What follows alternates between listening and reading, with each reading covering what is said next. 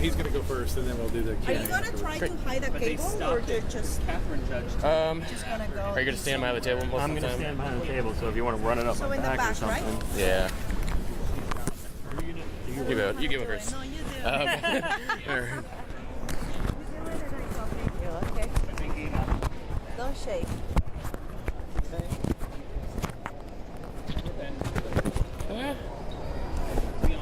And if you mind, just put this in the pocket. Oh. Okay, tell us. No, it's I feel you. sorry. Okay. And then you kind of hide it right there. Same thing, you can put it right at the same place. You're welcome.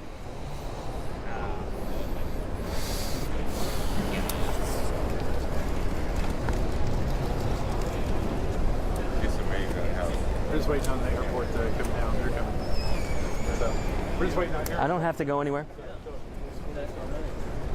I have the guys that can get me out of trouble, so it's fine.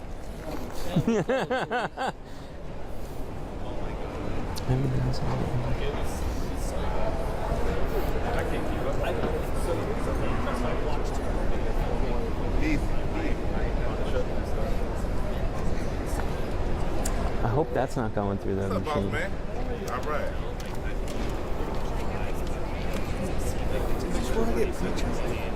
This is not. This is just a setup for interviews.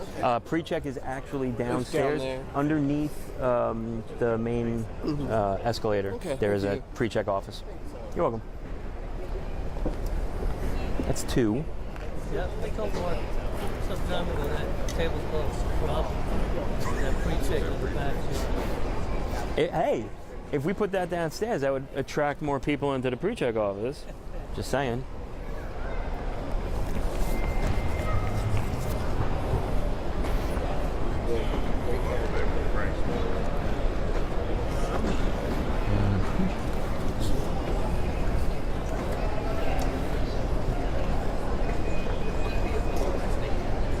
Not traveling.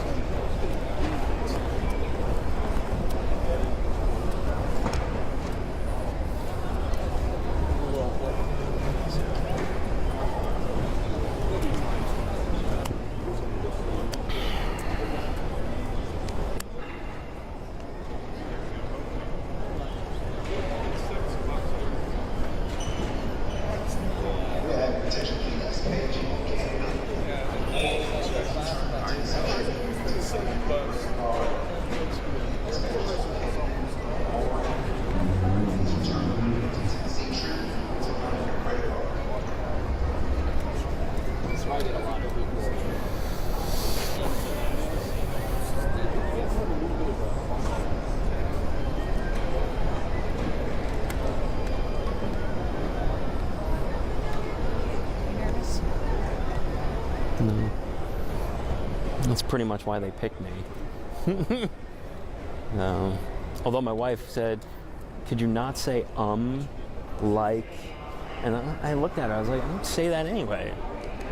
I might say because I'm staring at something and I want to try to, but.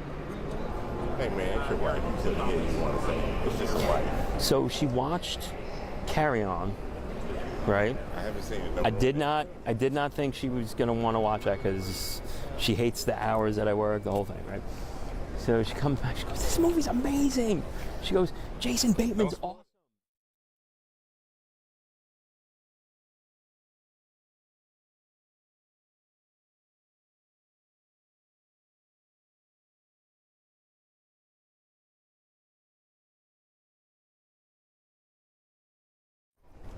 Go ahead and get started.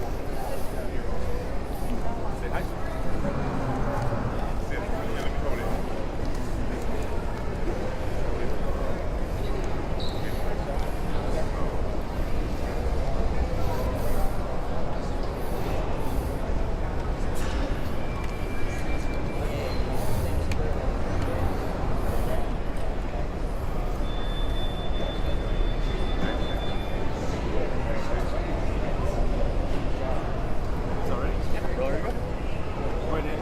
start with your name and spell it for him, and then we're just going to kind of go right into it. All right, so my name is Jason Allen, JASON, I'm a TSO at BNA. I've been here for 4 years. What we have in front of me is items we have confiscated here at BNA. So I'll give you a little rundown. We have oversized LGAs, 3.4 ounces and above, not allowed through the checkpoint. We have bladed weapons here. We have credit card knife, self-defense weapons, brass knuckles, cat's eyes, throwing star, also mace, pepper sprays, incendiary devices, dynamite, party poppers, hockey stick, can't go in the cabin of a plane, souvenir bat, cannot go in the cabin of the plane. We have tools. Anything above 7 inches cannot go into the cabin of the plane. Hatchet, wrenches, circular saw, which we have caught here. The power tool cannot go on the plane. The battery can go in the cabin, but this would have to go underneath. Gun can go on a plane as long as it's secured underneath the plane. Basically all that you see here, except for this, can go underneath the plane as long as it's secured correctly. Can you talk about the gun in particular and what secure looks like for you guys so that people can... So this would be locked in a plastic case. You can also have the ammunition, has to be separate from it.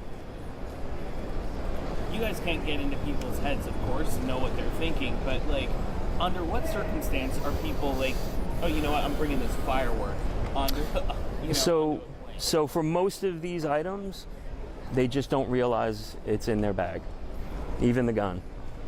They could go out to go shooting on the weekend, get a call, have to go to their job, a site somewhere that they have to fly to.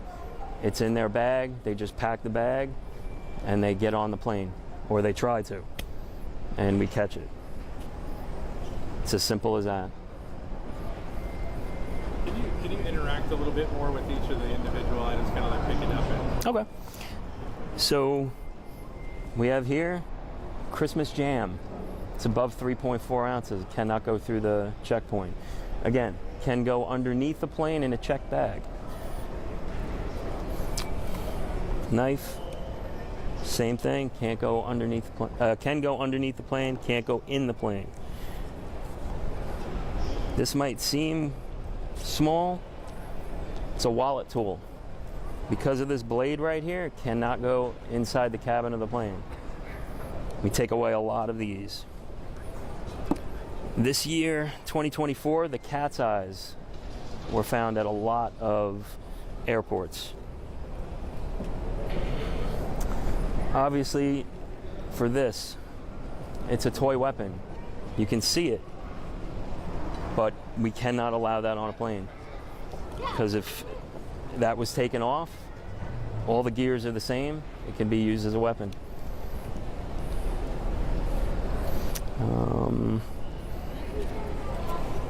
Everybody has them. If you're trying to shave, the blades cannot go on a plane. Put it underneath.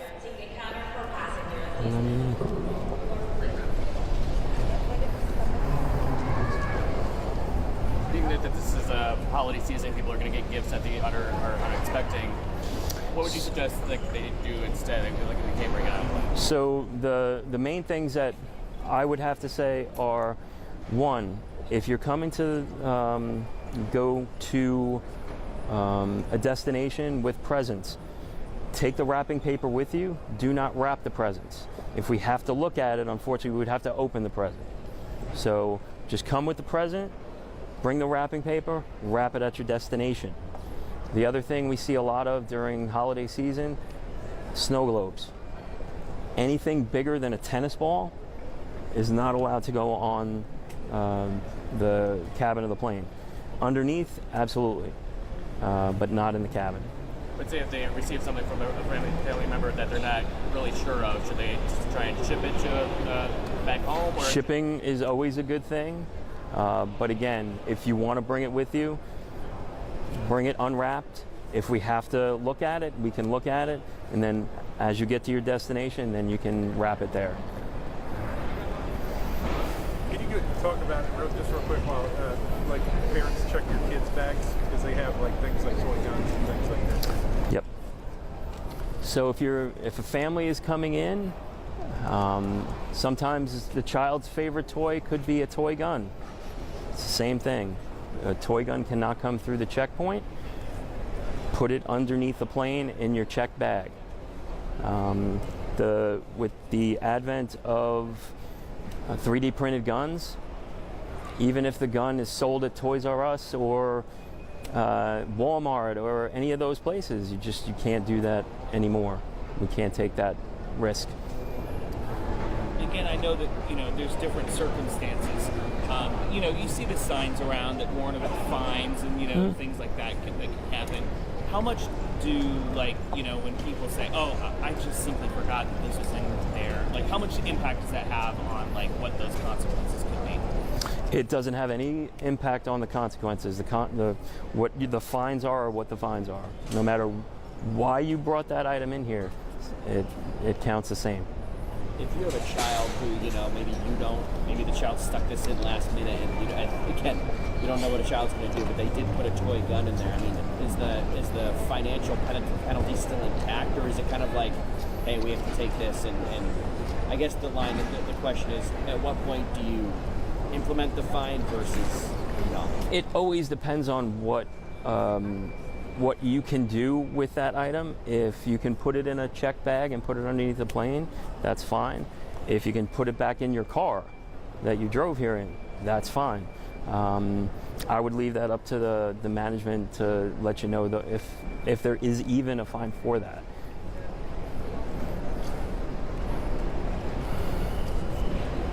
What are some items that you've seen that have been written like these, or have been even crazier maybe? One of the items I saw was a medieval knife that was twice the size of this one that we had to take away from a 16-year-old who wanted to show it to a friend that he was traveling to. Didn't realize that it could be a problem. But we have gotten full-size katana swords here. And, just again, people don't think about that.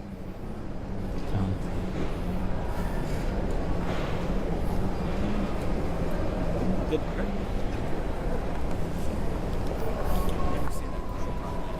Awesome.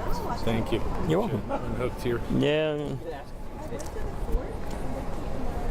Oh, you had one. Did I show my age when I said Toys R Us?